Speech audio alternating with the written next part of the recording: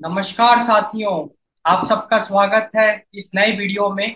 तो इस वीडियो में हम ये देखेंगे कि इकोनॉमिक सर्वे में एग्जैक्टली क्या क्या चीजें होती है, like what exactly is present inside an economic survey. And specially we will be focusing on economic survey of 2023-2024। तो करंट हमारा ईयर है। पिछले एक साल में भारत की इकोनॉमी कैसी रही, like what was the state of the Indian economy, and also several very important aspects जो हम कंसिडर करते हैं while assessing the economic performance of a country. क्योंकि अगर मैं भारत की इकोनॉमी की बात करूं, इंडियन इकोनॉमी की, तो what are the important factors.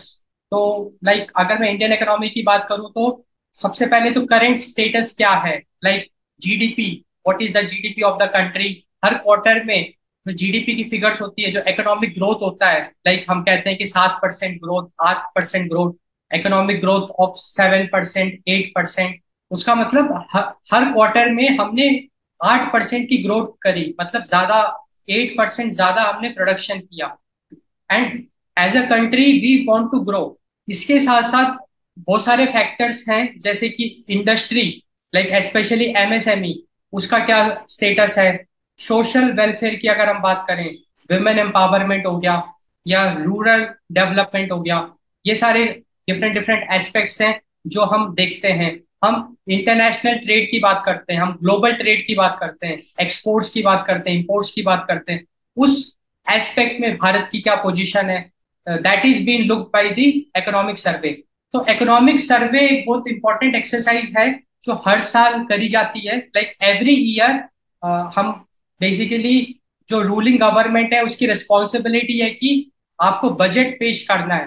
क्योंकि बजट हम क्यों पेश करते हैं, क्योंकि देखो कितने सारे लोग आज के टाइम पे सरकारी नौकरी में हैं, from colleges to government teachers, like government schools के जो टीचर्स हैं, कॉलेजेस में जो प्रोफेसर्स हैं, प्लस जो एडमिन स्टाफ है, रिसर्च स्टाफ है, या जो गवर्नमेंट हॉस्पिटल्स में जितने भी ह्यूमन रिसोर्स हैं, हमारे बहादुर वीर जवान, soldiers, and also like so many other Indian citizens who are working for government, like state government and central government. अब उनको सैलरी सरकार देती है। तो हर साल सरकार जो पैसा कमाती है, सरकार पैसा कैसे कमा रही है, टैक्स से कमा रही है, और भी बहुत सारे तरीके हैं जिससे कि सरकार पैसे कमाती है। एंड जो वो पैसा कमाती है फिर वो बजट में क्या करती है, उसको सही ढंग से एलोकेट कर देती है कि अच्छा हम एग्रीकल्चर सेक्टर में इतना पैसा लगाएंगे, लाइक 30,000 करोड़ फॉर एग्जाम्पल। फिर वो जो भी फंड एलोकेट हुआ वो फिर उस हिसाब से डिस्ट्रीब्यूट हो जाएगा। लाइक वहां पे एग्रीकल्चर मिनिस्ट्री में जितने ब्यूरोक्रेट्स काम कर रहे हैं उनकी salary, even agriculture minister minister की भी तो सैलरी होती है, वो सब भी तो उस बजट से ही निकलेगा। तो जब हम बजट की बात करते हैं तो बजट में mainly we are focusing on allocation of funds for the smooth running of the country. And यहाँ पे इकोनॉमिक सर्वे इसलिए बहुत इंपॉर्टेंट रोल प्ले करता है, it helps us in decision making. क्योंकि अगर अपने को पता चल जाए कि ये वाला सेक्टर थोड़ा सा सही, like it is facing some challenges, if we get to know the current status of एक ओवरऑल इकोनॉमिक आउटलुक अगर अपने को मिल जाए कि कहाँ पे भारत अच्छा काम कर रहा है, कौन से ऐसे एस्पेक्ट्स हैं जहाँ पे it is facing problem and there is a need for improvement, अगर वो बात अपने को पता चल जाए तो जब हम बजट बनाते हैं तो हम डिसीजन मेकिंग उस प्रकार से करेंगे। And that is the importance of economic survey. तो हर साल पहले हम इकोनॉमिक सर्वे करते हैं। जो हमारा जो गवर्नमेंट ऑफ इंडिया है, central government, government of India, ministry of finance, तो मिनिस्ट्री ऑफ फाइनेंस के अंदर डिपार्टमेंट ऑफ इकोनॉमिक अफेयर्स, उसका जो इकोनॉमिक डिवीजन है, it is basically mainly responsible for the economic survey. तो जो चीफ इकोनॉमिक एडवाइजर हैं उनके अंडर में ये पूरी एक्सरसाइज होती है। एंड जो सरकार है वो एक बुकलेट जारी करते हैं। अब की बार जो उन्होंने बुकलेट जारी करा है वो 500 550 प्लस पेजेस का बुकलेट है, उसमें पूरा उन्होंने एकदम डिटेल में इकोनॉमिक सर्वे किया है। तो वही हम इस वीडियो में डिस्कस करेंगे कि उस जो इकोनॉमिक सर्वे है 560 पेजेस का, उसमें क्या क्या इंपॉर्टेंट चीजें हैं जिससे कि हम भारत की इकोनॉमी को एसेस कर सकते हैं, मेजर कर सकते हैं। एंड ये बहुत इंपॉर्टेंट एक्टिविटी है। तो जैसे आप यहाँ पे देख पा रहे हैं different different aspects which are been covered in the economic survey of 2023-2024, जो लेटेस्ट इकोनॉमिक सर्वे है, लाइक पिछले एक साल का। तो अगर अपने को पिछले एक साल का रिपोर्ट कार्ड देखना है कि भारत की इकोनॉमी ने कैसे काम किया, तो वो अपने देख सकते हैं इकोनॉमिक सर्वे में। एंड उसमें भी जो मेन मेन एस्पेक्ट्स हैं वो ये हैं। तो हम एक एक करके सारे एस्पेक्ट्स को डिस्कस करेंगे, सो दैट अपने को एक क्लैरिटी मिले कि एग्जैक्टली इकोनॉमिक्स सर्वे के अंदर क्या होता है एंड कैसे हम उसको यूज करके उसको अच्छे से एनालाइज करके इंडियन इकोनॉमी को समझ सकते हैं, like the current state of Indian economy, that is very important. जो सबसे पहली एंड सबसे इंपॉर्टेंट चीज है इकोनॉमिक सर्वे में वो है state of the economy. State of the economy का मतलब पिछले एक साल में भारत की इकोनॉमी नंबर्स, लाइक क्या स्टेट था, लाइक इकोनॉमिक ग्रोथ रेट कितनी थी, जीडीपी का क्या पोजीशन है, एक स्टेट ऑफ द इकोनॉमी। तो स्टेट ऑफ द इकोनॉमी की अगर हम बात करें तो अब की बार जो गवर्नमेंट है, मोदी गवर्नमेंट, तो उनकी जो थीम है वो बेसिकली उनका ये कहना है कि स्टीडी एज शी गोज। तो बेसिकली इसका मेन मतलब ये है कि despite of so many global conflicts, like हमने देखा कि ग्लोबल इकोनॉमी में काफी सारे डिसरप्शंस हुए अब की बार। मैसिव ले ऑफ अपने को 2023 में देखने को मिला, जहाँ पे यूरोप में, यूएस में जो बड़ी बड़ी कंपनीज है उन्होंने बहुत बड़े लेवल पे ले ऑफ्स करे। अपने को एक तरीके का रिसेशन भी देखने को मिला, बहुत हाई इन्फ्लेशन अपने को यूरोप में देखने को मिल रहा है because of Russia Ukraine conflict. तो अगर हमने इंटरनेशनल डोमेन की बात करें तो इंटरनेशनल डोमेन में ग्लोबल इकोनॉमी स्टेबल नहीं है, global economy is facing challenges. उसके बावजूद भी Indian economy was able to be resilient. Resilient मतलब उसको ज्यादा फर्क पड़ा नहीं, उसने उस झटके को एब्जॉर्ब कर लिया। जो ग्लोबल इकोनॉमी में जो भी चैलेंजेस आए उसका ज्यादा फर्क भारत की इकोनॉमी पे पड़ा नहीं, इसीलिए स्टीडी टर्म यूज किया गया। तो जो हमारा इकोनॉमिक सर्वे है उसके हिसाब से state of the Indian economy is steady despite of so many global economic challenges. तो बेसिकली इकोनॉमिक सर्वे में ग्लोबल इकोनॉमिक सिनेरियो के बारे में डिस्कस किया है, जो चैलेंजेस की मैं बात कर रहा था उसके बारे में डिस्कस करा गया है। फिर उसके बाद ये भी बताया गया कि despite of that a resilient domestic economy, तो जो इंडियन इकोनॉमी है वो क्यों रेजिलियंट थी, वो सारे एस्पेक्ट्स डिस्कस करे गए हैं। उसके बाद importance of macro economic stability के बारे में बताया गया है। Macro economic stability safeguards growth, क्योंकि अगर मैक्रो इकोनॉमिक स्टेबिलिटी अगर हम अचीव करते हैं, इसका मतलब ये जितने भी बड़े बड़े टर्म्स हैं आपके, लाइक जीडीपी, इन्फ्लेशन रेट, ये सारे कंट्रोल में है। It means that like they are stable, they are in a good position. उसकी वजह से definitely we can guarantee the growth. तो इकोनॉमिक सर्वे में मैक्रो इकोनॉमिक स्टेबिलिटी की बात करी गई है। And also inclusive growth, and inclusive growth is very important. And what is the meaning of inclusive growth? सबका साथ सबका विकास, सबका साथ सबका विकास। बिकॉज आइडिया ऐसा है ना कि अभी इकोनॉमिक इनइक्वालिटी की बड़ी चर्चा अपने को देखने को मिल रही है, क्योंकि अभी एक फ्रेंच इकोनॉमिस्ट हैं, उन्होंने एक रिपोर्ट पब्लिश करी थी। उसके हिसाब से पिछले 100 सालों में, लाइक ब्रिटिश राज में जो इकोनॉमिक इनइक्वालिटी थी उससे ज्यादा इकोनॉमिक इनइक्वालिटी आज के टाइम पे है। इकोनॉमिक इनइक्वालिटी का मतलब गरीब और गरीब होता जा रहा है, अमीर और अमीर होता जा रहा है। सो देर इज अ डिवाइड। सो भारत में एक डिवीजन हो रहा है, लाइक एक है कि अमीरों का भारत, एक है गरीबों का भारत, जहाँ पे अमीर और अमीर होता जा रहा है, गरीब और गरीब होता जा रहा है, और जो मिडिल क्लास वाला है वो स्टक है। वो ना तो ग्रो कर रहा है, ना वो डिग्रेड हो रहा है। वो जहाँ पे है वहीं पे अपना उसका मंथली एक्सपेंसेस निकल रहे हैं, और ज्यादा वो सेविंग्स भी नहीं कर पा रहा है। इंक्लूसिव ग्रोथ का मतलब क्या है कि ऐसी पॉलिसीज या ऐसी इकोनॉमिक पॉलिसीज लेके आना जिससे कि जो बैकवर्ड क्लास या जो लोअर मिडिल क्लास है या जो बिलो पॉवर्टी लाइन वाले लोग हैं उनका भी विकास हो, लाइक सबका विकास हो, सबका साथ सबका विकास। तो उस पे भी चर्चा करी गई है। तो इकोनॉमिक सर्वे में उस पे भी काफी डिस्कशंस किए गए हैं कि जो हमारी रूलिंग गवर्नमेंट है उसने इंक्लूसिव ग्रोथ पे काफी फोकस किया है। ये तो एक एस्पेक्ट हो गया। तो अपने को इकोनॉमिक सर्वे में स्टेट ऑफ द इकोनॉमी के बारे में देखने को मिलेगा, लाइक ग्लोबल इकोनॉमिक सिनेरियो, जो भी ग्लोबल इकोनॉमिक चैलेंजेस है, उसके बावजूद भी a resilient domestic economy, macro economic stability and inclusive growth. तो इसके बारे में डिटेल में हम देख सकते हैं इकोनॉमिक सर्वे में, इकोनॉमिक सर्वे ऑफ 2023-2024। इसके अलावा जो नेक्स्ट एस्पेक्ट है, that is monetary management and financial intermediation. इसमें जो मेन थीम थी वो ये है, stability is the watch word. तो बेसिकली मॉनेटरी मैनेजमेंट का मतलब क्या होता है, पहले उसको थोड़ा समझते हैं। तो देखो बेसिकली आइडिया ऐसा है ना, मॉनेटरी मैनेजमेंट मतलब, मॉनेटरी मतलब मनी, तो money management. And money management इसलिए इंपॉर्टेंट है क्योंकि हम लोग पैसे से पैसा बना सकते हैं। Like there are so many mechanism, so many ways with which we can generate money from the capital. उसको कैपिटल गेन कहते हैं। फॉर एग्जाम्पल, अब किसी के पास अगर सरप्लस पैसा है तो वो रियल एस्टेट में इन्वेस्ट कर देता है। 10 साल बाद उसकी जमीन की कीमत 4 गुना हो गई, सेल करके उसने एक अच्छा रिटर्न ऑन इन्वेस्टमेंट ले लिया। या किसी के पास सरप्लस पैसा है तो वो स्टार्टअप में इन्वेस्ट कर देता है या गोल्ड परचेज कर लेता है, तो वो पैसे से पैसा बना रहा है। इसी तरीके से जो भारत सरकार है वो भी तो पैसा अर्न कर रही है टैक्स के फॉर्म में, तो वो भी बहुत सारे तरीके अपनाती है जिससे कि वो कैपिटल गेन कर सके, पैसे से पैसा बना सके। तो सबसे अच्छा एग्जाम्पल ये है कि जितने भी आपके गवर्नमेंट बैंक्स हैं वो लोन देते हैं। तो लोन देने से बैंक को क्या फायदा मिलता है, इंटरेस्ट मिलता है।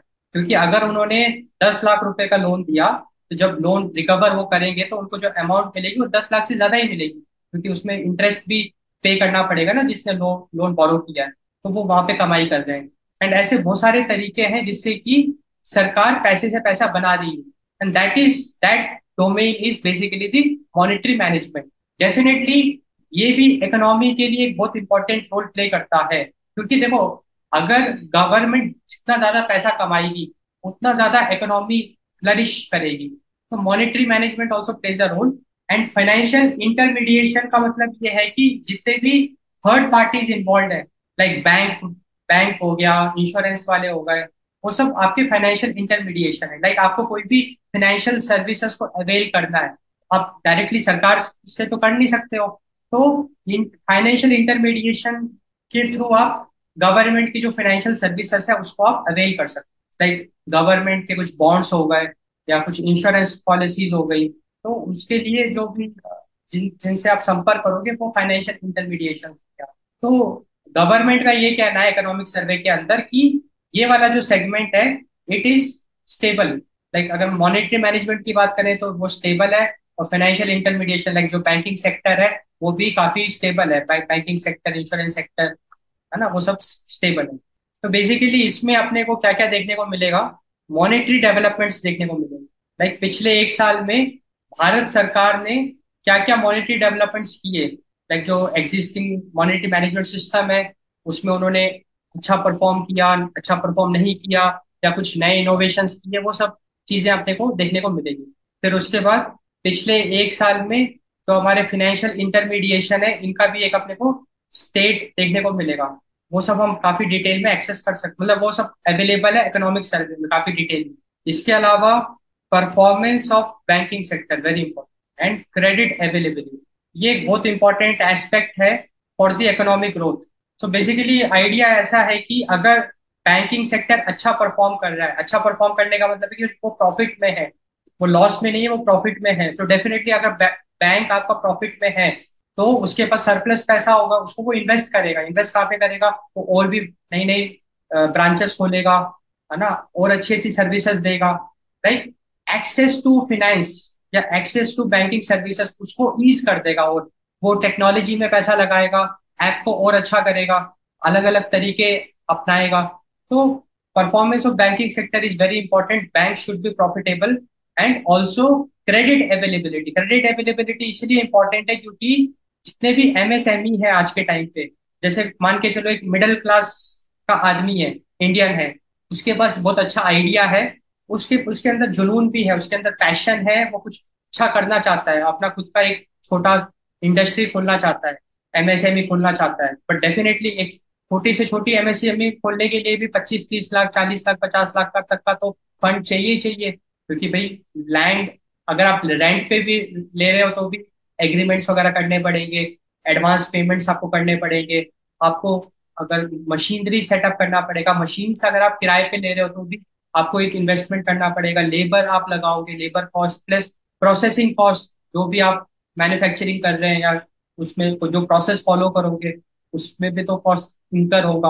तो एंड सेल्स में आपका फाइनल प्रोडक्ट बना, उसकी पैकेजिंग, मार्केटिंग, उसके बाद जाके आपको प्रॉफिट्स मिलेंगे। तो प्रॉफिट्स मिलने में टाइम लगेगा, तो पहले आपको एक अच्छा इन्वेस्टमेंट करना पड़ेगा ना, तब जाके you will be in a stage of earning the profits. तो वो इनिशियल इन्वेस्टमेंट डेफिनेटली जो आम आदमी है उसके पास तो इतना पैसा होता नहीं है, so he seeks help from banking sector, वो लोन। एंड एमएसएमई को आज के टाइम पे बहुत इजीली लोन मिल भी जाता है, और मिलता इसीलिए है because of the credit availability. तो अगर बैंक के पास अच्छा क्रेडिट अवेलेबल होगा तो बहुत इजीली लोन्स वो दे पाएगा। एंड लोन सिर्फ बिजनेस के लिए नहीं, एजुकेशन के लिए भी दे सकता है, किसी को घर बनवाना है, जो भी करना है। तो एक विन विन सिचुएशन है। देखो जो अपनी कंपनी सेटअप करना चाह रहा था, इंडस्ट्री सेटअप करना चाह रहा था, उसका भी भला हो गया, उसको पैसे मिल गए, और उसने एक बार इन्वेस्टमेंट किया, एक बार वो साइकिल पाइपलाइन कंप्लीट कर दी, एक बार जैसे उसकी पाइपलाइन अचीव हो गई, ही स्टार्टेड रेजिंग मनी, क्योंकि वो सेल्स उसकी शुरू हो गई, रेवेन्यू आना शुरू हो गया, प्रॉफिट आना शुरू हो गया, तो धीरे धीरे उसने लोन चुका दिया, तो उसका भी भला हो गया। क्योंकि एक बार अगर इंडस्ट्री की साइकिल तैयार हो गई तो फिर वो सालों साल पैसे कमा सकता है, क्योंकि फिर तो रोटेशन का काम है ना, जो उसको रेवेन्यू आ रहा है उसी को रोटेट करना है। तो और बैंक को क्या फायदा मिला, उसने अगर 25 लाख का लोन दिया तो उसको बदले में 28 लाख 30 लाख, क्योंकि इंटरेस्ट के साथ रिटर्न मिलेगा उसको, तो उसने प्रॉफिट्स कमा लिए। एंड कितना अच्छा मॉडल है ये, इससे हमारी इकोनॉमी बहुत अच्छे लेवल पे ग्रो हो सकती है, क्योंकि there is a saying that cash should always flow. तो इसीलिए बैंक में जो पैसा जमा होता है वो ऐसे पड़ा नहीं रहता है, वो भी फ्लो करता रहता है। Money should flow, because when the money will flow then only economy will flourish. And economy अगर फ्लरिश करेगा तो सबकी ग्रोथ होगी, भारत की ग्रोथ होगी। एंड इससे एम्प्लॉयमेंट की प्रॉब्लम भी सॉल्व हो जाएगी, क्योंकि अगर नई इंडस्ट्री खड़ी हो गई, लाइक 25 लाख रुपए का लोन उसने लिया, एक एंटरप्रेन्योर ने, उसने एक बेसिक अपना सेटअप तैयार कर दिया, उसने रेवेन्यू कमाना शुरू किया, 2 साल बाद सेविंग्स करेगा वो अपने लेवल पे इन्वेस्टमेंट कर देगा। तो 10 अगर उसने एम्प्लॉयमेंट दिया पहले, फिर वो 50 लोगों को नौकरी देगा, फिर 100 लोगों को नौकरी देगा, ऐसे कर करके कंपनी बड़ी होती जाए उसकी इंडस्ट्री। एक टाइम ऐसा आएगा जब 500 लोगों को नौकरी देगा, तो एम्प्लॉयमेंट भी जनरेट होगा।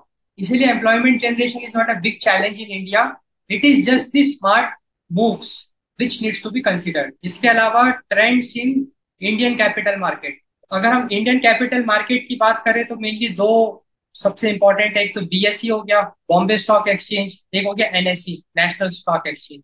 क्योंकि इंडिया का जो कैपिटल मार्केट है वहां पे जो फाइनेंशियल एसेट्स हैं, फाइनेंशियल एसेट्स क्या है, स्टॉक्स हो गए, बॉन्ड्स हो गए, करेंसी हो गया, कमोडिटी हो गया, ये सारे एसेट्स है, फाइनेंशियल एसेट। इसकी लेवा बेची, क्योंकि मार्केट का मतलब क्या होता है, बाइंग सेलिंग। तो buying selling of financial asset is the capital market. Like we have a vegetable market, fruits and vegetable market, वहां पे आप we can buy and sell fruits and vegetable, सब्जी मंडी। सिमिलरली वी हैव अनाज मंडी, जहाँ पे हम ग्रेन्स का लेवा बेची कर सकते हैं। इसी प्रकार से हमारे पास एक फिनेंशियल मार्केट्स होते हैं, उनको कैपिटल मार्केट्स भी कहते हैं, जहाँ पे हम फिनेंशियल एसेट्स का लेवा बेची कर सकते हैं। लाइक आपका स्टॉक्स हो गया, बॉन्ड्स हो गया, करेंसी हो गया, आप करेंसी ट्रेडिंग कर सकते हो, आप कमोडिटीज के साथ ट्रेडिंग कर सकते हो। तो इंडिया में जो दो बहुत इंपॉर्टेंट कैपिटल मार्केट है वो है बीएसई और एनएसई। तो उसके भी ट्रेंड्स पिछले 1 साल में क्या रहे वो गिवन है इकोनॉमिक सर्वे में। एंड ये भी एक बहुत इंपॉर्टेंट इंडिकेटर है, क्योंकि अगर बीएसई और एनएसई की वैल्यू बहुत हाई है, लाइक सेंसेक्स निफ्टी की वैल्यू बहुत हाई है, इसका मतलब देखो कोई किसी भी चीज की वैल्यू कब बढ़ती है, जब मार्केट में उसकी डिमांड होती है। मार्केट में जब उसकी डिमांड होती है उसका मतलब लोग ज्यादा से ज्यादा वो चीज परचेज करना चाहते हैं, इसका मतलब लोगों के पास पैसा है, लोग इन्वेस्ट कर रहे हैं। तो जो ये बीएसई और एनएसई के जो इंडिकेटर्स हैं, it gives us an idea about the investments. अगर बीएसई एनएसई के इंडिकेटर्स बहुत हाई है, जो कि है आज के टाइम पे, सेंसेक्स और निफ्टी की वैल्यू बहुत ज्यादा है, it shows that people are heavily investing in capital markets. People जो इंडियन सिटीजन्स हैं, जो इंडियन ट्रेडर्स हैं, वो बहुत अच्छे लेवल पे पैसा लगा रहे हैं कैपिटल मार्केट्स में। इसके अलावा आपने को डेवलपमेंट्स इन इंश्योरेंस सेक्टर भी देखने को मिलेगा। इकोनॉमिक सर्वे में some recent developments in insurance sector, उसके बारे में भी काफी अच्छी आपको इंसाइट्स मिलेगी। And developments in the pension sector, तो ये सारे एस्पेक्ट्स अपने को देखने को मिलेंगे of monetary management and financial intermediation. इसके बाद जो नेक्स्ट एस्पेक्ट है, very important aspect covered in the economic survey 2020 से 2024, that is the prices and inflation. क्योंकि अगर मैं इकोनॉमी को स्टडी करता हूँ, लाइक मुझे अगर इंडियन इकोनॉमी को एसेस करना है, उसको एनालाइज करना है, तो prices and inflation will play a very important. तो बेसिकली भारत सरकार का ये कहना है कि prices and inflation are under control. तो बेसिकली आइडिया ये है कि like what is the meaning of inflation. Inflation का मतलब जैसे आपको पता ही है, हम कहते हैं महंगाई, महंगाई बढ़ गई।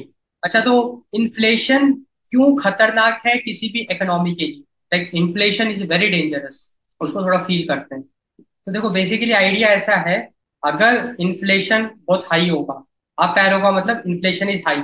हाई इन्फ्लेशन का मतलब क्या है? अगर महंगाई ज्यादा होगी, तो अगर लाइक सपोज करो कोई 25,000 रुपये महीने के अर्न कर रहा है, अगर महंगाई बढ़ गई तो उस 25,000 रुपये में वो ज्यादा चीजें प्रोक्योर नहीं कर सकता है। लाइक पहले जब महंगाई कम थी तो हो सकता है कि वो रोज 2 लीटर दूध कंज्यूम करता था।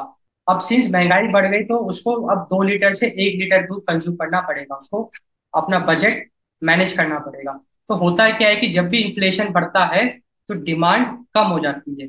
ये it's a, you can call it like an economic fact, principle, ये होना ही होना है जब भी इन्फ्लेशन बढ़ेगी। क्योंकि देखो ऐसा तो है नहीं कि इन्फ्लेशन बढ़ने से लोगों की कमाई बढ़ रही है। भाई अगर आप जॉब कर रहे हैं, आपकी सैलरी तो वही है, डेफिनेटली आपकी सैलरी ग्रो हो रही है, बट उसका एक अलग पैटर्न है ना। वो तो हर साल या 2 साल बाद, या बिजनेस भी कर रहे हैं तो भी मुनाफा मोटा मोटा उतना ही है। तो अगर इन्फ्लेशन आपका बढ़ रहा है तो डिमांड आपका घटेगा। अब डिमांड अगर घटेगा, अगर डिमांड घटेगा तो प्रोडक्शन पे फर्क पड़ेगा। क्योंकि मार्केट में जब डिमांड ही नहीं रहेगी, डिमांड जब कम हो जाएगी, तो सरप्लस में क्यों कोई प्रोड्यूस करेगा? आज के टाइम पे जितनी भी मैन्युफैक्चरिंग हो रही है, जितना भी प्रोडक्शन हो रहा है, वो डिमांड के हिसाब से ही तो हो रहा है।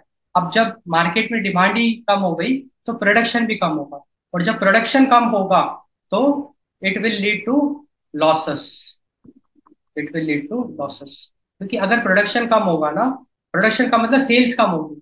जब सेल्स कम होगी तो ये जितने भी मैन्युफैक्चरिंग यूनिट्स हैं वो लॉस बुक करेंगे, वो ज्यादा मुनाफा बुक नहीं करेंगे, जिसकी वजह से वो लोग कॉस्ट कटिंग करेंगे। कॉस्ट कटिंग कैसे करेंगे? लोगों को नौकरी से निकाल देंगे, है ना, और भी बहुत सारी चीजें करेंगे। इसका मतलब हाई इन्फ्लेशन की वजह से unemployment, high inflation is leading to unemployment, and this is what is happening in the current scenario. अभी मैं आपको एक बहुत इंटरेस्टिंग फैक्ट बताता हूँ, like this is highly questionable, and in fact judiciary को भी यहाँ पे पिक्चर में आना चाहिए। लाइक जो भी हमारे अच्छे अच्छे स्कॉलर्स हैं, they should apply a PIL, public interest litigation. किस मुद्दे पे, वो अभी हम डिस्कस करते हैं, फ्यूल प्राइसेस। ये फ्यूल प्राइसेस वाला जो मुद्दा है ये बहुत इंपॉर्टेंट मुद्दा है। इसीलिए इंपॉर्टेंट है क्योंकि अभी हम देख रहे हैं कि कोरोना के बाद से, लाइक आई थिंक आफ्टर 2021, जब भारत ने रशिया से ऑयल परचेज करना शुरू किया, उसके बाद से हम देख रहे हैं कि लगातार जो फ्यूल के प्राइसेस हैं, लाइक फ्यूल मतलब पेट्रोल एंड डीजल, तो अगर मैं पेट्रोल की बात करूं, इट इज टचिंग ₹100। काफी महीनों तक ये ₹120, ₹130 पर लीटर, ₹110 पर लीटर था, है ना। और 90 भी गया, 95 भी गया, बट ऑन एन एवरेज हम ये कह सकते हैं कि पिछले 3-4 साल से, एक तीन तीन साल तो एटलीस्ट हम कह ही सकते हैं, पर लीटर पेट्रोल की प्राइस ₹100 है, जो कि पहले ₹70 हुआ करती थी, 65-70। और हम मतलब हमारे ऑनरेबल जो एक्सटर्नल अफेयर मिनिस्टर हैं, S. जयशंकर, वो तो पब्लिकली ये कहते हैं कि हम तो रशिया से तेल इसलिए परचेज कर रहे हैं क्योंकि हमको सस्ते रेट में मिल रहा है। अगर रशिया से अपने को सस्ते रेट में ऑयल मिल रहा है तो आपने oil prices, like petrol and diesel prices इतने बढ़ा कैसे दिए? पेट्रोल प्राइसेस आपने 100 कर दिया, तो डीजल प्राइस भी उसी हिसाब से बढ़ा है, डीजल प्राइस भी बहुत ज्यादा बढ़ा है। उससे नुकसान क्या हो रहा है? उससे नुकसान ये हो रहा है कि जब आपके फ्यूल प्राइसेस बढ़ते हैं तो ट्रांसपोर्टेशन कॉस्ट आपका बढ़ता है, ट्रांसपोर्टेशन कॉस्ट विल इंक्रीज। और जब ट्रांसपोर्टिंग कॉस्ट इंक्रीज होगा तो ओवरऑल एमआरपी विल इंक्रीज। कोई भी अपने जेब से तो भरेगा नहीं एक्स्ट्रा पैसा। अगर ट्रांसपोर्टेशन में एक्स्ट्रा पैसा और एक्स्ट्रा ये बहुत ज्यादा इंक्रीज होगा ट्रांसपोर्टेशन कॉस्ट, क्योंकि अगर 30 रुपए बढ़ रहा है पर लीटर, अगर कोई भी फ्यूल 30 रुपीज इंक्रीज हो रहा है तो कितना ज्यादा ये ट्रांसपोर्टेशन कॉस्ट बढ़ेगा, इसकी वजह से एमआरपी बढ़ेगा। और हम देख भी रहे हैं आज के टाइम पे, अगर आप देखो हर चीज महंगी हो गई है। जो अमूल का दूध पहले 21-22 रुपए आधा लीटर का पैकेट आता था, आज वो 30 रुपए का आ रहा है। ग्रोसरी में हर चीज महंगी हो गई, like from rice to wheat to food grains, दाल वगैरह या oil, everything has gone very high. तो इन्फ्लेशन तो बढ़ा है, no doubt in that, and ये फ्यूल प्राइसेस भी बहुत इंपॉर्टेंट रोल प्ले करा है इन्फ्लेशन बढ़ाने के लिए। एंड आप देखो ना, इन्फ्लेशन बहुत बड़े लेवल पे बढ़ा है, जिसकी वजह से भारत का जो ये प्रोडक्शन सेक्टर है उसको बहुत हैवी लॉस बुक करना पड़ा है। एंड एक बड़े लेवल पे अनएम्प्लॉयमेंट भी जनरेट हुआ है। एंड रिपोर्ट्स भी आई है, रिपोर्ट्स ने भी ये दिखाया है कि भारत में अनएम्प्लॉयमेंट एक बहुत बड़े लेवल पे है। तो अब अपने को ये बात बिल्कुल समझ में नहीं आ रही है कि गवर्नमेंट इतना बड़ा मिस्टेक कैसे कर सकता है, क्योंकि फ्यूल प्राइसेस तो सरकार के हाथ में है ना।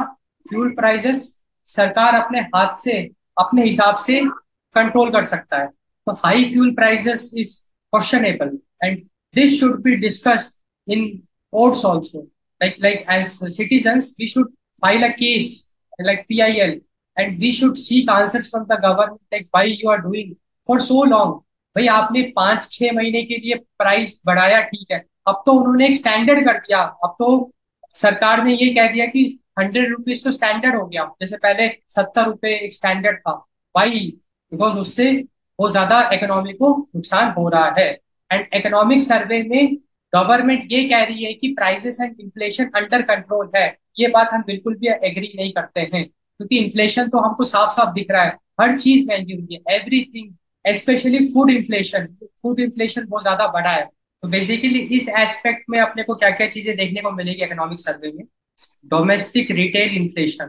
So we will get to know about the current state of domestic retail inflation, all the numbers, core inflation dynamics in the post-pandemic world.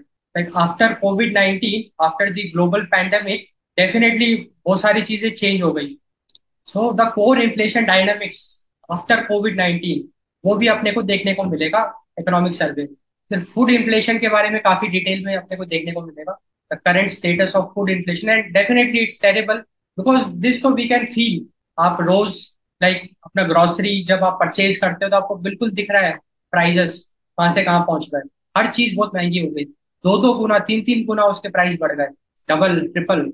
And also inter state variation in retail inflation. तो ये सारे aspects of prices and inflation they are covered in the economic survey 2023-2024।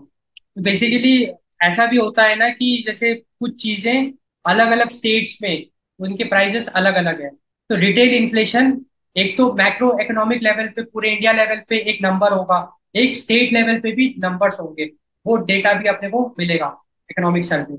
And definitely इस इन सब चीजों को अगर हम analyze करेंगे automatically we will be very close to the ground reality कि exactly what is the current status, and we will be able to identify where the government is making mistake or the wrong moves, or where there is a scope of improvement। and उसी के इस हिसाब से तो budget बनता है, क्योंकि एक बार अगर ग्राउंड रिपोर्ट अपने को मिल गई then we will allocate the funds accordingly। next aspect is the external sector। जब हम एक्सटर्नल सेक्टर की बात करेंगे तो हम इंटरनेशनल ट्रेड की बात करेंगे, हम लोग ग्लोबल ट्रेड की बात करेंगे, हम लोग एक्सपोर्ट्स इंपोर्ट्स की बात करेंगे। क्योंकि जब हम इकोनॉमी को एसेस करते हैं तो हम ये भी देखते हैं ना कि इंडिया ग्लोबल ट्रेड में कहाँ पे है, कहाँ स्टैंड करता है, क्या वो अच्छे से ग्लोबल ट्रेड कर रहा है। हमेशा वी वांट कि एक्सपोर्ट ज्यादा हो, इंपोर्ट कम हो, ट्रेड डेफिसिट नहीं होना चाहिए।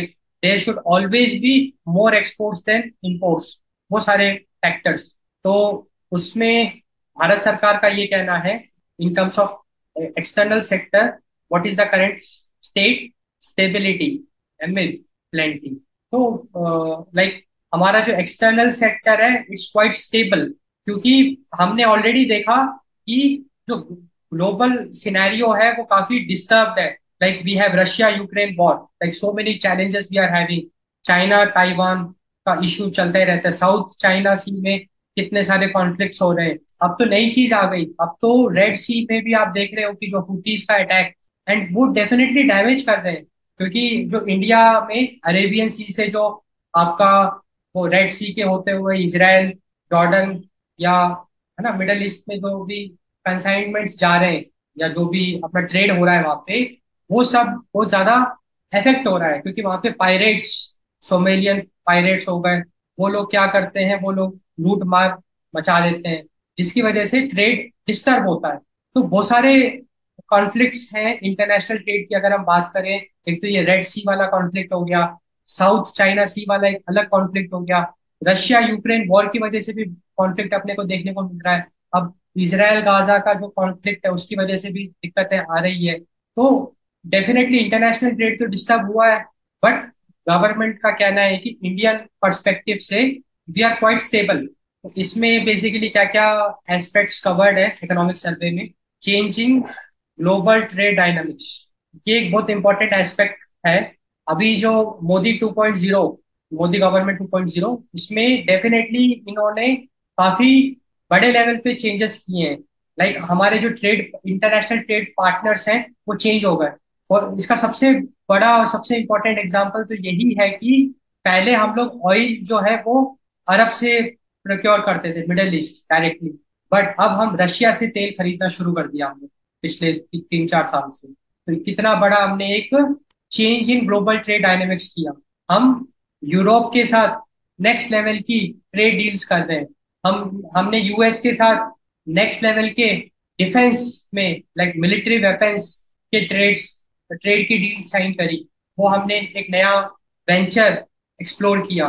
तो ऐसे हम नए नए ट्रेड पार्टनरशिप्स कर रहे हैं, क्योंकि हमारे जो ऑनरेबल प्राइम मिनिस्टर हैं वो तो ज्यादातर आपको बाहर ही मिलेंगे। Like he will be visiting so many countries for the trade, क्योंकि भाई हमको दूसरी कंट्री से क्या बेनिफिट है? ट्रेड का ही तो बेनिफिट मिल सकता है। लाइक हम इंडिया में कोई चीज बना रहे हैं, आप उसको इंपोर्ट करो सो दैट हमको फायदा मिले, हम ज्यादा से ज्यादा एक्सपोर्ट कर सकें। इंडिया ने तो अब की बार अफ्रीका के साथ भी ट्रेड डील कर लिया है ना। तो वो मतलब ये जो ट्रेड डायनामिक्स है इट इज चेंजिंग, एंड उसके बारे में काफी अच्छे से insights we can get in this economic survey. And also इस बारे में भी कहा गया है कि जो इंडिया का ट्रेड है, India trade resilience amidst global turmoil, मतलब कि ग्लोबल सिनेरियो हमने ऑलरेडी देखा कि कितना कॉन्फ्लिक्ट्स अपने को देखने को मिल रहा है, उसके बावजूद भी भारत का जो ट्रेड है इंटरनेशनल ट्रेड वो स्टेबल है। एंड एक और बहुत इंपॉर्टेंट एस्पेक्ट अपने को देखने को मिलेगा, that is the favourable current account balance. ये बहुत इंपॉर्टेंट एस्पेक्ट है। तो इसको थोड़ा समझते हैं कि करंट अकाउंट बैलेंस का मतलब क्या होता है। तो बेसिकली आइडिया ऐसा है कि अगर मैं इंटरनेशनल कॉन्टेक्स्ट से बात करूं तो जो इंडिया है, इंडियन गवर्नमेंट या तो वो किसी बाहर की कंट्री में पैसा लेंड कर सकती है, या फिर कोई बाहर की कंट्री इंडिया में इन्वेस्ट कर सकता है, लाइक बोरो। तो कहने का मतलब क्या है कि जो इंडियन गवर्नमेंट है वो एक्सेस ऑफ फंड्स को लेंड कर सकते हैं, मतलब उधार पे पैसे दे दिए किसी बाहर की कंट्री को, या बाहर के जो इंटरनेशनल बैंक्स हैं या बाहर की गवर्नमेंट्स हैं, अदर गवर्नमेंट्स, वहां से हम उधार दे सकते हैं। तो करेंट अकाउंट बैलेंस इसको ट्रैक करता है कि अगर हम किसी को उधार दे रहे हैं वो चढ़ जाएगा वहां पे, हम किसी से उधार दे रहे हैं तो वो रिकॉर्ड वहां पे रिकॉर्ड हो जाएगा, बेसिकली करंट अकाउंट बैलेंस। तो when the current account balance will be favorable when we are lending more as compared to borrowing। तो अगर हम ज्यादा से ज्यादा पैसा दे रहे हैं उधारी पे और हम पे उधार कम है, like we are lending more as compare to we are borrowing, then we say that okay our current account balance is favourable. और अभी जो करंट स्टेटस यही है according to the economic survey कि जो हमारा करंट अकाउंट बैलेंस है वो पॉजिटिव है। इसका मतलब इन द करंट स्टेट जो इंडियन गवर्नमेंट है it is lending more as compare to borrowing. इसके अलावा एक और बहुत इंपॉर्टेंट एस्पेक्ट है, that is the capital account balance. Capital account balance basically it deals with the in foreign investments. Bharat जो foreign में इन्वेस्टमेंट कर रहा है और जो इन्वेस्टमेंट्स भारत में आ रही है, तो वो सारा record basically capital account balance में रजिस्टर होता है। It is basically the international transactions. And इस मामले में भी लाइक वी आर स्टेबल। हमारा जो कैपिटल अकाउंट बैलेंस है, it is stable. It means that हम एक अच्छे लेवल पे एफडीआई लेके आ रहे हैं, लाइक फॉरेन डायरेक्ट इन्वेस्टमेंट हो रहा है अच्छे लेवल पे, प्लस इंडिया भी डिफरेंट डिफरेंट कंट्रीज में फॉरेन लाइक इन्वेस्टमेंट्स कर रहा है। इसके अलावा अपने वो इकोनॉमिक सर्वे में इंडिया की इंटरनेशनल इन्वेस्टमेंट पोजीशन वो भी देखने को मिलेगा। लाइक पिछले एक साल में भारत ने कहाँ कहाँ पे इन्वेस्टमेंट्स किए, उसका सारा ब्यौरा अपने को मिलेगा। And also stable external depth position, मतलब कि हम ज्यादा उधारी में नहीं है, like it's stable. And it's very important, क्योंकि आप श्रीलंका का हाल देखो। अभी कुछ सालों पहले श्रीलंका में हमने देखा ना, लाइक सरकार गिर गई वहां की, एंड वहां मतलब दिवालिया हो गया। इतना उधारी पे वो चला गया। लाइक चाइना से भी उधारी है, भारत ने भी कितनी हेल्प करी, तो अब श्रीलंका को कितना कर्जा चुकाना पड़ेगा आने वाले टाइम में। तो ये सारी चीजें अपने को देखने को मिलेगी about the external sector in the economic survey. इसके अलावा एक और जो बहुत important aspect which we can see which is covered in the economic survey 2023-2024, that is the medium term outlook. तो बेसिकली आइडिया ऐसा है, जब भी हम इकोनॉमिक पॉलिसीज फ्रेम करते हैं तो हम एक लॉन्ग टर्म विजन भी लेके चलते हैं। लाइक अभी जो इंडियन गवर्नमेंट है वो अमृत काल का विजन लेके चल रहा है। अमृत काल मतलब 2047, 100 ईयर ऑफ इंडिपेंडेंस। अभी से वो प्लान कर रहा है कि अमृत काल में इंडिया की जीडीपी इतनी होगी एंड ऑल दैट। तो मीडियम टर्म आउटलुक में हम आने वाले 10 साल में भारत की इकोनॉमी क्या होगी उस पे चर्चा करेंगे। तो इकोनॉमिक सर्वे पे उस पे चर्चा करी गई है, medium term outlook, like medium term में what will be the state of Indian economy, and it is very interesting. तो बेसिकली मीडियम टर्म आउटलुक है a growth vision for new India. तो इसमें क्या क्या कवर्ड है, उससे पहले एक बहुत इंपॉर्टेंट चीज हम डिस्कस करते हैं, इट्स वेरी इंपॉर्टेंट। अभी इंडिया के सामने जो सबसे बड़ा चैलेंज है वो है पॉपुलेशन।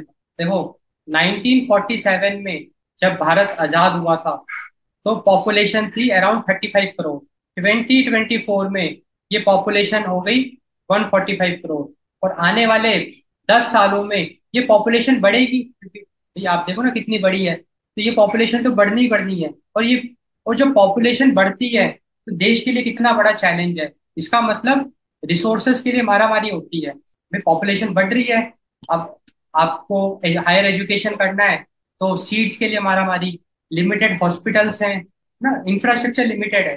तो इस चीज को काउंटर करने के लिए like the government has to invest a lot in the infrastructure. Like बहुत सारे स्कूल्स, लाइक बहुत सारे कॉलेजेस बनाने पड़ेंगे, बहुत सारे हॉस्पिटल्स बनाने पड़ेंगे, बहुत सारे फैसिलिटीज बनानी पड़ेगी, so that we can consider the growing population.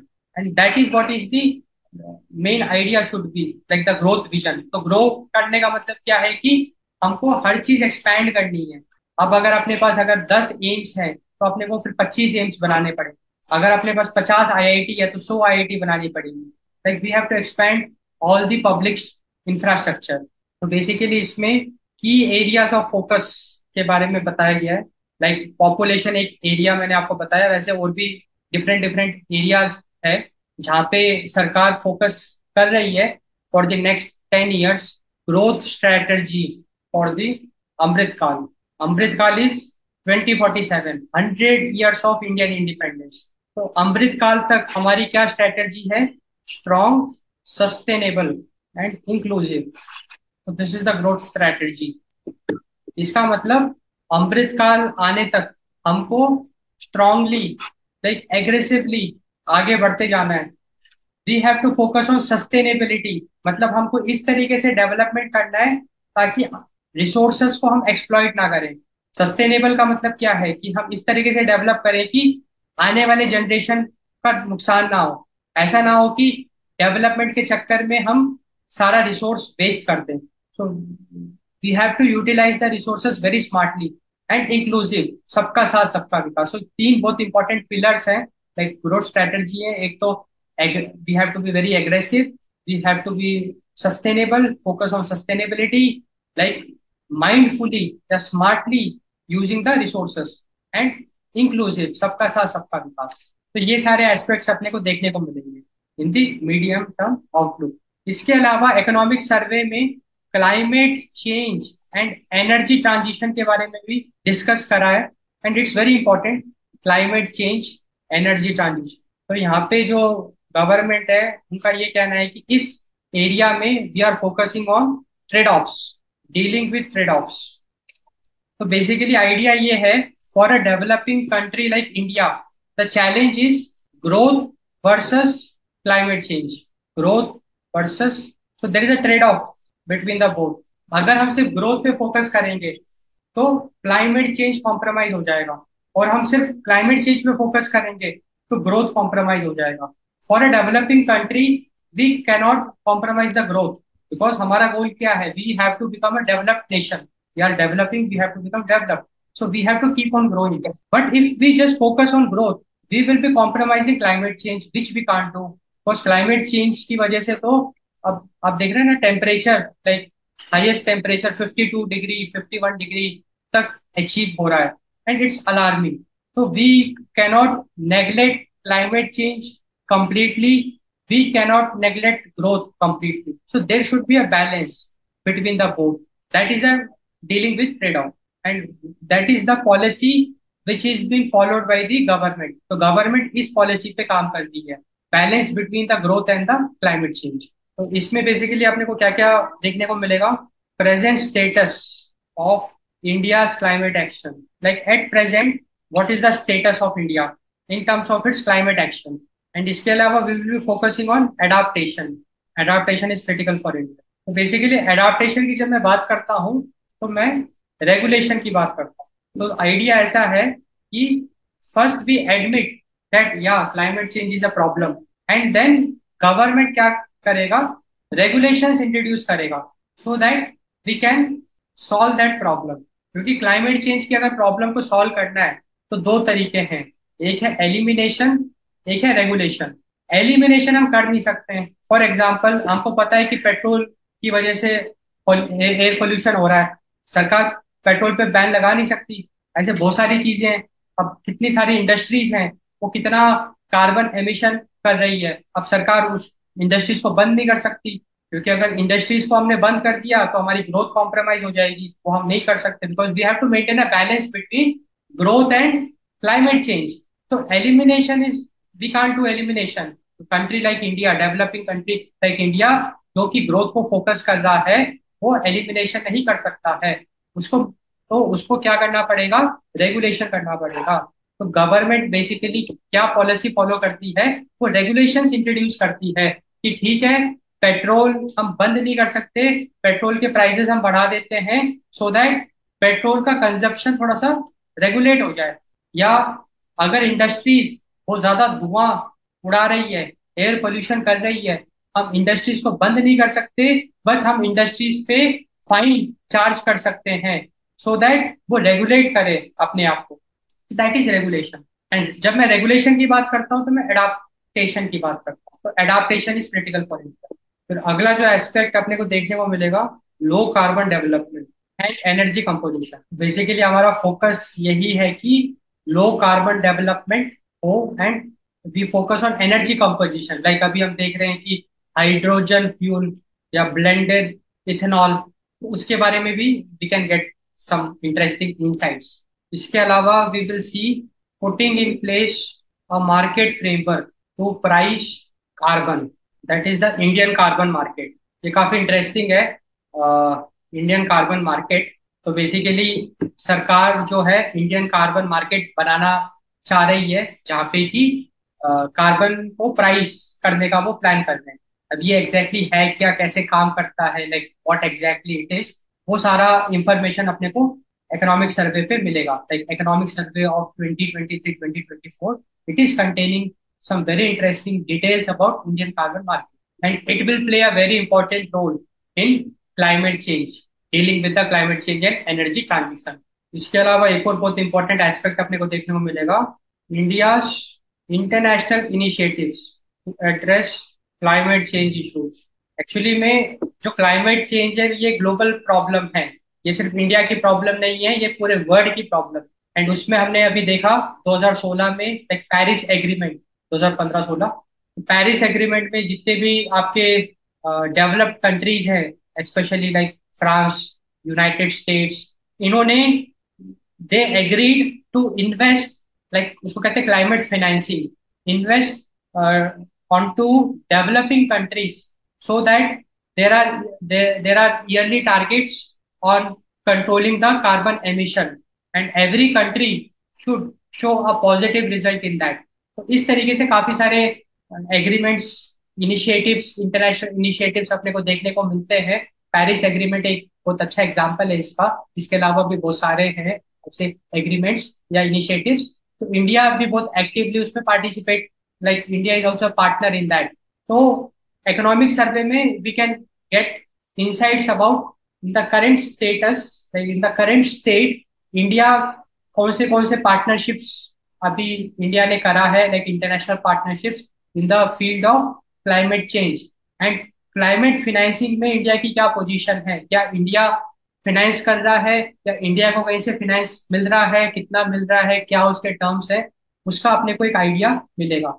So this was about climate change and energy transition and it's very good to see that हमारी जो गवर्नमेंट है क्लाइमेट चेंज में भी काफी कुछ करने की कोशिश कर रही है। And it's very important also because India की पॉपुलेशन ग्रो हो रही है।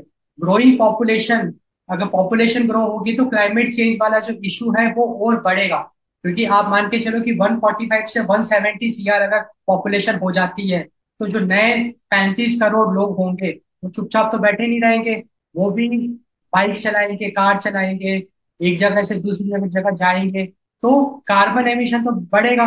तो we have to control the carbon emission because growing population is alarming and we have to be like it's very unfortunate to see that parliament में जब discussions होते हैं तो क्लाइमेट चेंज, पॉपुलेशन, इनके बारे में कोई डिस्कस करता ही नहीं है। And we have to like take it very seriously and इस पे आगे बहुत अच्छे लेवल पे काम करने की आवश्यकता है।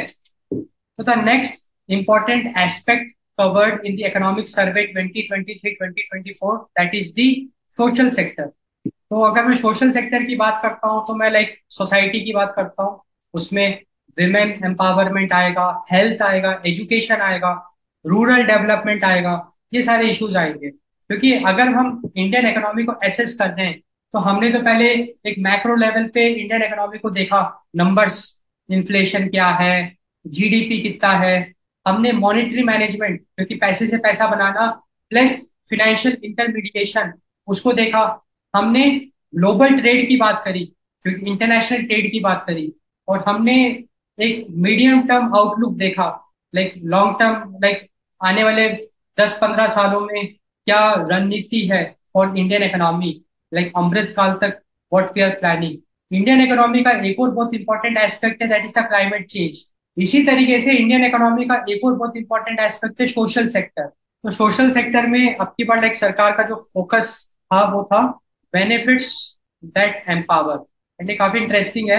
तो बेसिकली देखो, गवर्नमेंट सोशल सेक्टर को एम्पावर करने के लिए या सोशल सेक्टर को सपोर्ट करने के लिए समाज सेवा करती है, लाइक वो काफी सारे स्कीम्स लेके आती है। आज के टाइम पे हम उनको फ्रीबीज भी कहते हैं, लाइक 80 करोड़ लोगों को एक टाइम अनाज देना, लाइक 1 किलो चावल दे दिया, 5 किलो गेहूं दे दिया, फ्री बीज बांटना, या फिर लाइक जन धन योजना, काफी सारे लोगों का अकाउंट खुलवाना एंड हर 3 महीने में कुछ पैसे उसमें डाल देना, that is a social work. तो सरकार ये सारे वर्क करती है। आयुष्मान भारत, जहाँ पे गरीबों के लिए हेल्थ कार्ड बनवाना सो दैट उनको उनकी फ्री में इलाज हो जाए, free education, free health care, women empowerment, ये सारा सोशल सेक्टर का मेन गोल है और ये सालों से चला आ रहा है। Since India got independence, Bharat आजाद होने के बाद से जितनी सरकारें बनी हैं वो ये काम करती आ रही है ना। क्योंकि भाई जो पिछड़े लोग हैं या जो गरीब लोग हैं अब हम अगर उनकी मदद नहीं करेंगे तो कौन करेगा, क्योंकि कॉन्स्टिट्यूशन ऑफ इंडिया क्या कहता है, all Indians are brothers and sisters. तो सिंस जितने भी भारतवासी हैं, जितने भी इंडियन सिटीजन्स हैं, वो हमारे ही तो लोग हैं। अगर हम सामर्थ्यवान हैं तो डेफिनेटली हम उनकी मदद करेंगे। That is like social service. अब यहाँ पे थीम काफी इंटरेस्टिंग है, बेनिफिट्स दैट एम्पावर। तो सरकार का ये कहना है कि हम सिर्फ मदद नहीं कर रहे, हम मदद इस तरीके से कर रहे हैं कि हम उनको एम्पावर भी कर सके, हम उनको एक नए लेवल पे लेके जा सके। एम्पावर करने का मतलब क्या है, हम उनको काबिल बना सके। ऐसा नहीं है कि बस दान दे दिया, क्योंकि भाई दान आपने दे दिया, कब तक आप दान देते रहोगे। इट इज मच बेटर कि आप उनको काबिल बना दो, सो दैट उनको दान की जरूरत ही ना पड़े, वो अपने पैरों पे खड़े होके अपनी रोटी कमाएं। That is benefits that empower. तो सरकार ने इस पे फोकस किया है। एंड इकोनॉमिक सर्वे में अपने को काफी इंटरेस्टिंग चीजें देखने को मिलेगी इन दिस रिगार्ड। तो जो पहला एस्पेक्ट है वो है ग्रोथ प्लस एम्पावरिंग वेलफेयर। ये बहुत इंटरेस्टिंग एस्पेक्ट है, and we appreciate this thought of the government. देखो, एम्पावरिंग वेलफेयर जैसे अभी हमने आपसे डिस्कस किया, एक तो वेलफेयर का मतलब क्या है कि आपने समाज सेवा कर दी। एम्पावरिंग वेलफेयर का मतलब हम मदद ऐसे करें कि वो अपने पैरों पे खड़ा हो जाए। लाइक हम हमने एक गरीब बच्चे को अडॉप्ट कर लिया, अब हम क्या करेंगे, उसकी एजुकेशन की फीस हम भरते जाएंगे। उससे फायदा क्या होगा, ये एम्पावरिंग वेलफेयर है, क्योंकि 10 साल बाद जब वो पढ़ाई कंप्लीट करेगा तो वो नौकरी करेगा। जब नौकरी करेगा तो जितना आपने उस पर खर्चा किया था, like he will be self dependent. अब उसको किसी से मदद लेने की जरूरत नहीं पड़ेगी। That is empowering welfare. Like we have to help in such a way that we can empower them, we can help them in standing on their own, making them self dependent. That is empowering welfare. And growth plus empowering welfare, तो सरकार का ये एक objective है कि हम जो funds हैं वो सोशल सेक्टर में इस तरीके से एलोकेट करें कि ग्रोथ भी अचीव हो, लाइक जीडीपी में भी ग्रोथ मिले, एंड एम्पावरिंग वेलफेयर। एंड इसमें जैसे मनरेगा जो पॉलिसी थी वो एक काफी इंटरेस्टिंग था, उसमें ये चीज अचीव हो रहा था, क्योंकि ये जितने भी लेबर्स हैं वो ग्रोथ में भी रोल प्ले कर रहे थे, क्योंकि वो मजदूरी कर रहे थे और उनको मजदूरी के हिसाब से रोज उनको फिक्स पैसे मिलते थे मनरेगा स्कीम के तहत। तो और वो एम्पावरिंग वेलफेयर था। एम्पावरिंग वेलफेयर इसीलिए था क्योंकि वो काम करके पैसा कमा रहे थे, मुफ्त का पैसा नहीं कमा रहे थे, मजदूरी करते थे। वो तो मजदूरी करते थे तो अपने पैरों पे खड़े हुए, वो सेल्फ डिपेंडेंट बने। एंड उन्होंने ग्रोथ में भी रोल प्ले किया, क्योंकि जो वो काम कर रहे हैं उससे एक इंफ्रास्ट्रक्चर डेवलप हो रहा है एंड भारत की जीडीपी ग्रो हो रही है। तो that is the growth plus empowering welfare. इसके अलावा जो सरकार है उसने social and economic empowerment of women, इस पे भी फोकस किया है। लाइक विमेन एम्पावरमेंट, तो विमेन एम्पावरमेंट की बात करेंगे तो सोशल एस्पेक्ट से एंड इकोनॉमिक एस्पेक्ट से। अब सोशल एस्पेक्ट से जैसे जो डिस्क्रिमिनेशन हो रहा है या भेदभाव हो रहा है, तो लाइक एक भारत सरकार की योजना है, बेटी पढ़ाओ बेटी बचाओ, बेटी बचाओ बेटी पढ़ाओ। तो it is like a social empowerment कि हम जो, क्योंकि आज के टाइम पे भी गाँव में अगर कोई लड़की जन्म लेती है तो उसको मार दिया जाता है। तो बेटी बचाओ बेटी पढ़ाओ, क्योंकि अगर बेटी पढ़ेगी जॉब करेगी तो सबका भला होगा। और इकोनॉमिक एम्पावरमेंट में उनको फंड्स देना, है ना, रोजगार में मदद करना। तो ये सारे इनिशिएटिव्स हैं गवर्नमेंट के। तो एग्जैक्टली काफी डिटेल में हमको सारे गवर्नमेंट के स्कीम्स देखने को मिलेंगे। That is present in the economic survey. And इसके अलावा एक और बहुत इंपॉर्टेंट एस्पेक्ट है रूरल डेवलपमेंट। तो उसमें रूरल इकोनॉमी का क्या स्टेटस है वो अपने को देखने को मिलेगा इकोनॉमिक सर्वे। क्योंकि rural economy is the, it will be driving the growth engine. क्योंकि अगर हम विकसित भारत की बात करते हैं तो अगला नंबर गांव का है, गांव देहात का, उनकी growth. And also there is a mention of towards sustainable development. This is very important कि हम जो भी ग्रोथ अचीव करें या जो भी हम डेवलपमेंट अचीव करें वो इस तरीके से करें कि रिसोर्सेस का ओवर एक्सप्लॉयटेशन ना करें। We should use the resource smartly. अब पानी भी एक रिसोर्स है। अब लेट अस सपोज हम अर्बनाइजेशन कर रहे हैं, अब अर्बनाइजेशन अपने को इस तरीके से करना है ना कि वाटर मैनेजमेंट कॉम्प्रोमाइज ना हो, या कोई दूसरा रिसोर्स आपका कॉम्प्रोमाइज ना हो या एक्सप्लॉइट ना हो। तो दैट इज सस्टेनेबल डेवलपमेंट, कि हम डेवलपमेंट इस तरीके से करें कि रिसोर्सेस का ऑप्टिमल यूज हो, जितनी जरूरत है उतना ही यूज हो, मिस यूज ना हो, सो दैट फ्यूचर जनरेशन को दिक्कत ना आए। इतनी सारी चीजें हमने सोशल सेक्टर में देखी। अब अगला जो इम्पोर्टेंट एस्पेक्ट है इंडियन इकोनॉमी का, दैट इज द इंडस्ट्रीज। अब अगर हम इंडस्ट्री की बात करते हैं तो डेफिनेटली जो बड़ी इंडस्ट्री है, लार्ज स्केल इंडस्ट्री, वो भी आएगी, प्लस एमएसएमई भी आएगी। इंडस्ट्री में अब की बार भारत सरकार का फोकस था, मेनली फोकस था small and medium. Small and medium matters, तो इसलिए जरूरी है ना, क्योंकि देखो जो बड़ी इंडस्ट्रीज है वो केपेबल हो गई है, क्योंकि वो इतना अच्छा रेवेन्यू जनरेट कर रही है, तो कुछ भी अगर करना है वो सामर्थ्यवान है, they can very easily attract investors also. But जो स्मॉल एंड मीडियम इंडस्ट्रीज है, उनको गवर्नमेंट की बहुत ज्यादा सपोर्ट की जरूरत है, आवश्यकता है, क्योंकि वो अभी बडिंग एंटरप्रेन्योर्स है।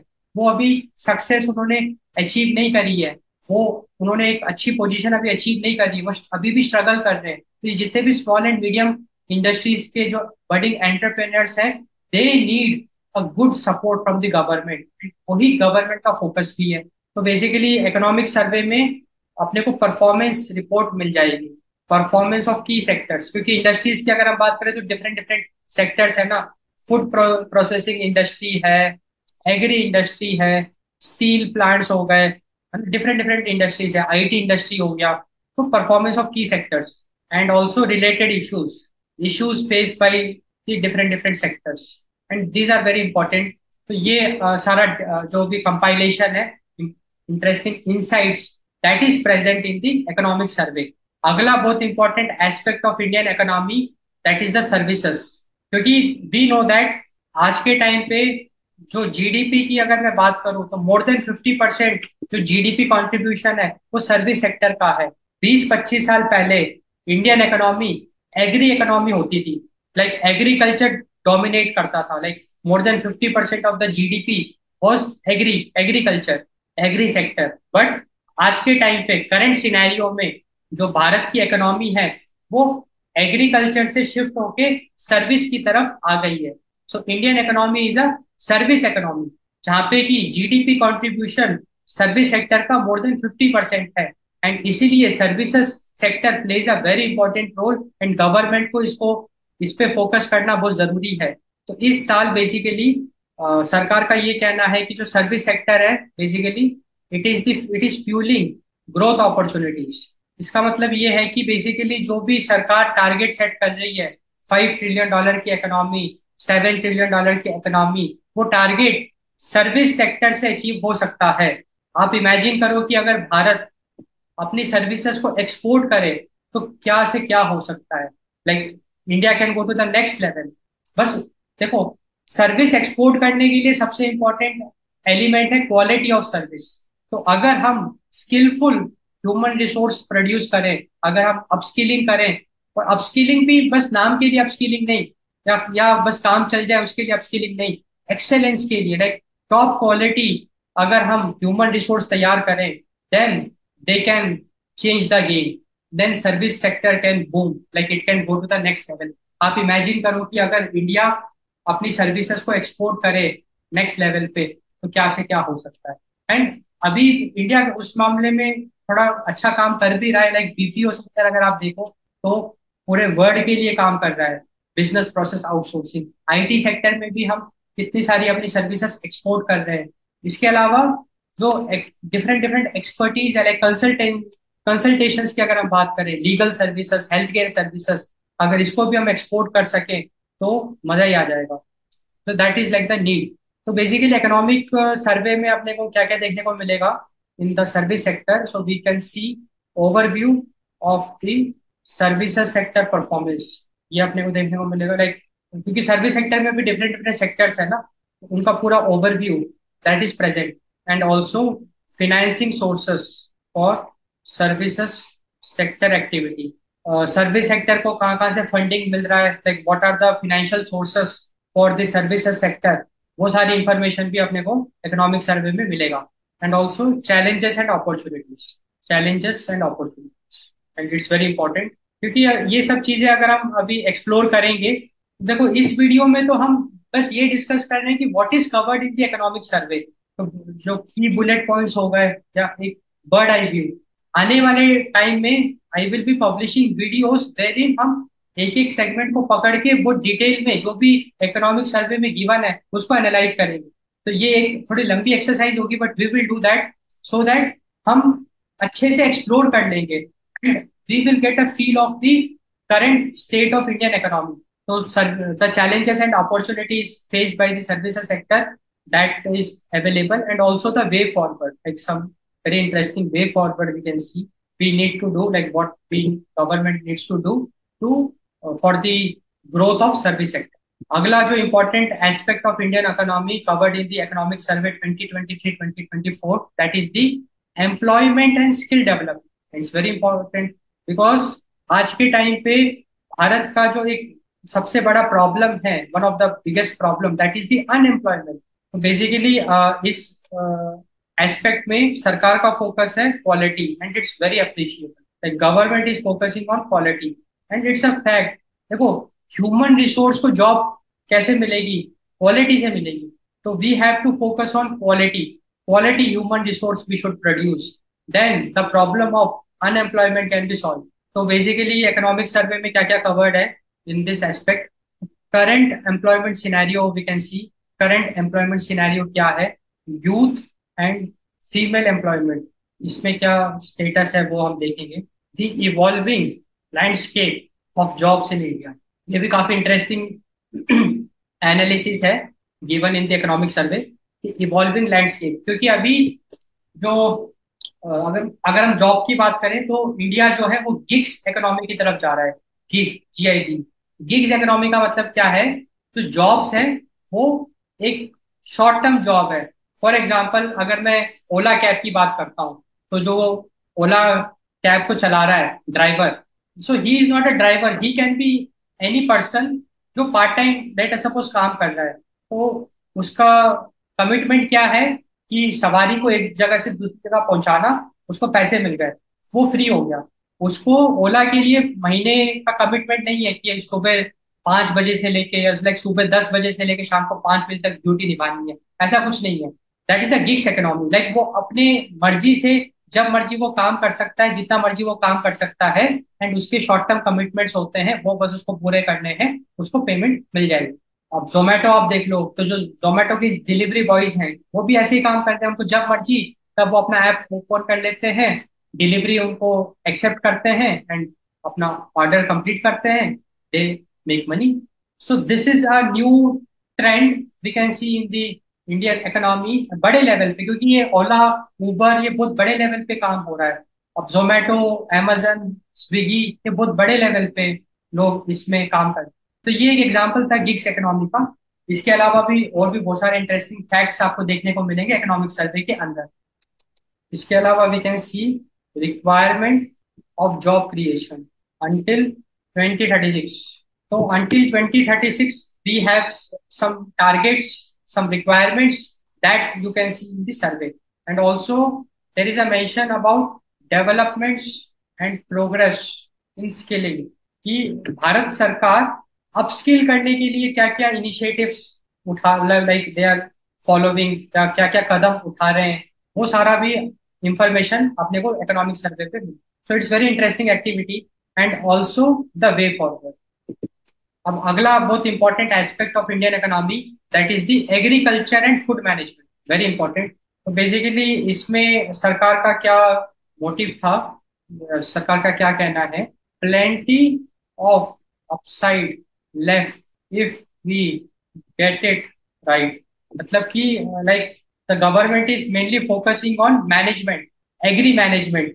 मतलब कहने का मतलब ये है कि हमारे पास पर्याप्त मात्रा में फूड प्रोडक्शन है, but like we have to focus more on avoiding the wastage. क्योंकि होता है ना कि जब हार्वेस्टिंग के बाद आपका जो भी क्रॉप्स हैं वो वेस्ट हो गए, फिर आपने उसको कहीं स्टोर किया, सड़ गए, अपने को देखने को मिलता है ना। वो स्टोर क्यों करते हैं? प्राइस फ्लक्चुएट करने के लिए, प्राइस को ऊपर नीचे करने के लिए। जो बड़े बड़े गोदाम होते हैं वहां पे वो क्रॉप्स को स्टोर कर देते हैं, और पता चला गेहूं वहां रखे रखे सड़ गई, कितना वेस्ट इनकर होता है ना, लॉसेस अपने को बुक करने पड़ते हैं। तो ये सरकार का यही कहना है कि अगर हम एग्री मैनेजमेंट पे फोकस करें, अगर हम सही से चीजों को मैनेज करें तो वी हैव प्लेंटी, पर्याप्त मात्रा में फूड भारत जनरेट कर रहा है। इसमें बेसिकली सर्वे में आपको क्या क्या देखने को मिलेगा, एग्रीकल्चर प्रोडक्शन के बारे में अपने को देखने को मिलेगा कि पिछले साल भारत का एग्री प्रोडक्शन क्या था, उसकी performance, and also promoting crop diversification. Like पिछले साल भारत सरकार ने क्रॉप डाइवर्सिफिकेशन पे काफी फोकस किया। हमने देखे मिलेट मिलेट के काफी सारे प्रोग्राम्स इंटरनेशनल लेवल पे भी, हमारे प्राइम मिनिस्टर ने काफी विजिट्स करी वहाँ पे, मिलेट्स प्रोग्राम को रिप्रेजेंट किया। तो अपने को ये सारा डिटेल में देखने को मिलेगा इकोनॉमिक सर्वे में, लाइक क्रॉप डाइवर्सिफिकेशन के लिए एग्जैक्टली सरकार ने क्या क्या कदम उठाए, प्लस क्या परफॉर्मेंस रही पिछले साल in terms of agri production. इसके अलावा we will have like reports on allied sector. Allied sector मतलब एग्री सेक्टर से रिलेटेड जो सेक्टर्स हैं, like animal husbandry, like livestock, dairy, fishery sector. तो ये सारे सेक्टर्स में भारत की क्या प्रोग्रेस थी वो सब भी देखने को मिलेगा इकोनॉमिक सर्वे के अंदर। इसके अलावा फूड प्रोसेसिंग सेक्टर, उसके बारे में भी काफी अच्छी इंसाइट्स देखने को मिलेगी इकोनॉमिक सर्वे के अंदर। एंड फूड मैनेजमेंट में जो इम्पोर्टेंट एस्पेक्ट है that is the food security. तो ये सारे एस्पेक्ट्स देखने को मिलेंगे। अगला जो बहुत इंपॉर्टेंट एस्पेक्ट है इंडियन इकोनॉमी का, that is the climate change in India. तो हमने already climate change and energy transition discuss किया, तो ये फिर से इकोनॉमिक सर्वे में अलग से क्लाइमेट चेंज इन इंडिया को क्यों डिस्कस किया वो देखते हैं हम लोग। तो इसमें बेसिकली सरकार का ये कहना है कि we must look at the problem through our lens. इसका मतलब ये है कि जो क्लाइमेट चेंज एक ग्लोबल प्रॉब्लम है, वो प्रॉब्लम भारत भी फेस कर रहा है। तो फ्रॉम एन इंडियन कॉन्टेक्स्ट हम क्लाइमेट चेंज को डील करेंगे, लाइक क्लाइमेट चेंज वाली जो प्रॉब्लम है उसको डील करेंगे एंड उसको सॉल्व करेंगे। So that is the main objective. And उस दिशा में हमने देखा कि recently supreme Court of India ने एक ऑर्डर पास किया जिसमें कि राइट टू एनवायरमेंट, वो मेरा एक फंडामेंटल राइट है, राइट टू क्लीन एयर, है ना, that is a fundamental right. इसका मतलब अगर मैं देख रहा हूं कि कोई ऐसी हरकत कर रहा है जिसकी वजह से एनवायरमेंट में कोई नुकसान पहुंच रहा है, लाइक, तो मैं लीगली उसके खिलाफ एक्शन ले सकता हूँ क्योंकि he is violating my fundamental right. ये तो लॉ का प्रोविजन है ना कि अगर कोई आपके फंडामेंटल राइट के खिलाफ काम करता है तो आप लीगल एक्शन ले सकते हो। तो सुप्रीम कोर्ट ऑफ इंडिया ने climate, right to climate, like good climate, वो एक फंडामेंटल राइट बना दिया।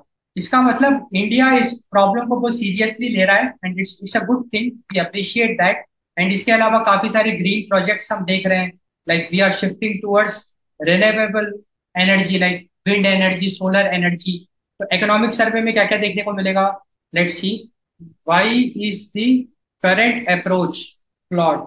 इसका मतलब जो what is the current approach, current approach में भारत इंटरनेशनल कमिटमेंट्स को फुलफिल करने में लगा हुआ है कि लाइक पेरिस एग्रीमेंट है तो इंडिया के पास एक ईयरली टारगेट है, तो बस वो उसी पे फोकस कर रहा है कि मैं कैसे वो ईयरली टारगेट अचीव करूं। तो जो टारगेट्स उसको मिलते हैं वो कोई और डिसाइड कर रहा है। तो that was the current approach and there is definitely it has flaws. And what are those flaws that is mentioned in the economic survey. And India में like we have to focus on this growth versus climate change, like emphasis on this, like a balance between growth and climate change from a Indian context, कि हम ऐसी policies बनाएं या हम ऐसे regulations introduce करें, environmental regulations, environmental policies, जिससे कि ग्रोथ पे भी ज्यादा फर्क ना पड़े। ऐसा ना हो कि ग्रोथ रुक जाए, ग्रोथ पे ज्यादा फर्क ना पड़े, एंड क्लाइमेट चेंज पे भी का जो ऑब्जेक्टिव है वो भी हमारा अचीव हो जाए, लाइक कार्बन एमिशन को हम कंट्रोल कर सकें। So that is the main idea.